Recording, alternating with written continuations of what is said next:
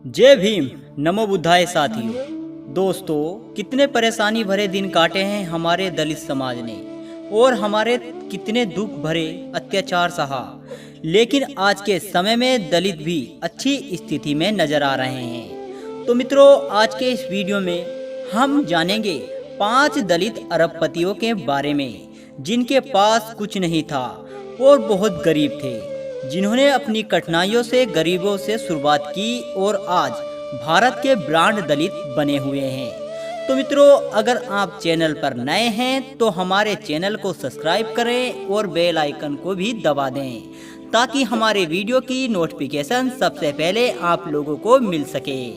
तो चलिए दोस्तों, वीडियो को शुरू करते हैं। दोस्तों, नंबर 1 के दलित हैं राजेश सरैया। तो दोस्तों, इनका जन्म उत्तर प्रदेश के सीतापुर में हुआ था और इनके गांव का नाम सरैया सेन था। इनके पिताजी चाहते थे कि हमारा बेटा एक बड़ा और कामयाब इंसान बने, इसलिए जिस जमाने में लोगों के उल्टे सीधे नाम रखे जाते थे, उस जमाने में उनके पिता ने उनका नाम राजेश रखा था और उनकी अच्छी पढ़ाई के लिए उनके पिता ने उनका एडमिशन देहरादून में करवाया।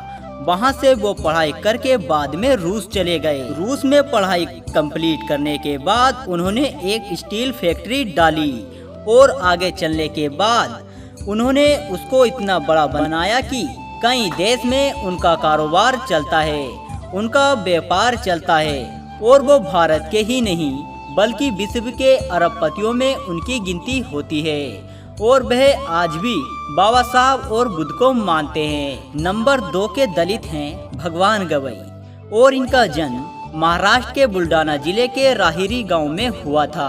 इनके पिताजी एक बेलदार थे और माता खेती का काम करती थी। बाल उम्र में ही इनके पिता की मृत्यु हो गई, इसलिए उन्होंने बड़े दुख और कठिनाई भरे जीवन को जिया है। इनकी माता मजदूरी करके अपने बेटे की पढ़ाई करती थी।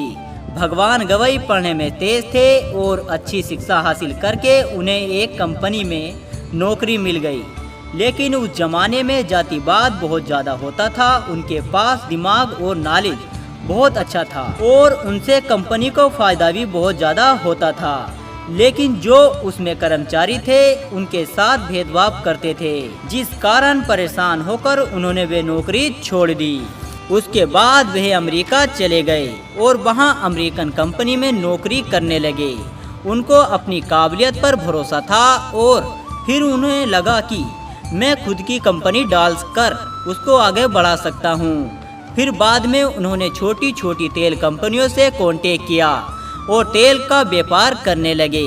कभी वो 100-200 रुपए की मजदूरी करने वाले व्यक्ति होते थे और आज अरबपतियों में उनकी गिनती होती है। नंबर 3 के दलित हैं कल्पना सरोज। इनका जन्म महाराष्ट्र के रूपरखेड़ा गांव में हुआ था और इनके पिताजी हवलदार थे। कल्पना सरोज की शादी 12 वर्ष की बाल अवस्था में ही हो गई थी, लेकिन उनकी ससुराल वालों से संबंध बहुत ही बुरा रहा, इसलिए वह अपने पिता के घर वापस आ गई। फिर उसके बाद वो अपने चाचा के साथ मुंबई चली गई और वहाँ पर वो सिलाई का काम करने लगी, लेकिन सिलाई का काम उनको नहीं आता था, इसलिए कंपनी मालिक ने उनको सिलाई का काम नहीं दिया और धागा छाटने का काम दिया। धागा छाटने का उनको 2 रुपया मिलता था। फिर धीरे धीरे उन्होंने पैसे इकट्ठा किए और घर पर खुद की सिलाई मशीन लगाई और कुछ लड़कियों को बैठाया और रोजगार दिया और फिर एक जमीन खरीदकर एक बिजनेसमैन के साथ मिलकर काम करना स्टार्ट कर दिया, जिसमें से 65% कल्पना सरोज जी को मिलता था। फिर आगे चलकर एक कंपनी जो बहुत बुरे हाल में चल रही थी, जिसका नाम था कामानी ट्यूब, उस कंपनी से वह जुड़ गई और फिर सन 2006 में उसकी मालकिन बन गई और सन 2013 में उनको पद्म श्री पद से सम्मानित किया गया। नंबर 4 के दलित हैं राजा नायक। दोस्तों, इनका जन्म कर्नाटका में हुआ था और वह 4 भाई बहन थे और वो अमिताभ बच्चन की फिल्म देखते थे। उन्होंने अमिताभ बच्चन की जीवनी को पढ़ा था कि अमिताभ बच्चन किस तरह इलाहाबाद से भागकर मुंबई गए थे और एक सफल इंसान बने थे। ठीक उसी तरह राजा नायक भी भागकर मुंबई चले गए। मुंबई में उन्होंने चप्पल बेचा, टी शर्ट बेचा और फिर बाद में बेंगलोर चले गए और वहां पर भी उन्होंने वही काम चालू कर दिया। दोस्तों, धीरे धीरे वह आगे बढ़ते गए और फिर बाद में उन्होंने खुद की अपनी एक कंपनी चालू कर दी और अपने बिजनेस को इतना आगे बढ़ा दिया कि आज के समय में वो दलित अरबपतियों में से एक हैं। नंबर 5 के दलित हैं सुधीर राजवर। दोस्तों, जहां पूरे भारत में लोगों को जातिवाद के लोग हैं जो चमार शब्द को गाली के रूप में प्रयोग करते हैं, वहीं सुधीर राजवर ने चमार शब्द को ही ब्रांड बना दिया, जो देश विदेश में चमार को ब्रांड के रूप में देखा जाता है। ऐसा कारनामा किया है सुधीर राजवर ने। इनका जन्म यूपी के जौनपुर गांव में हुआ था, लेकिन बचपन से ही वो मुंबई रहने चले गए थे। लेकिन जब भी वो अपने गांव में आते थे तो लोग उन्हें चमार कहकर चिढ़ाते थे, उनको गालियां देते थे, जिससे वह परेशान हो गए थे। उसके बाद उन्होंने कसम खाई थी कि मैं इस चमार शब्द को ब्रांड बना दूंगा।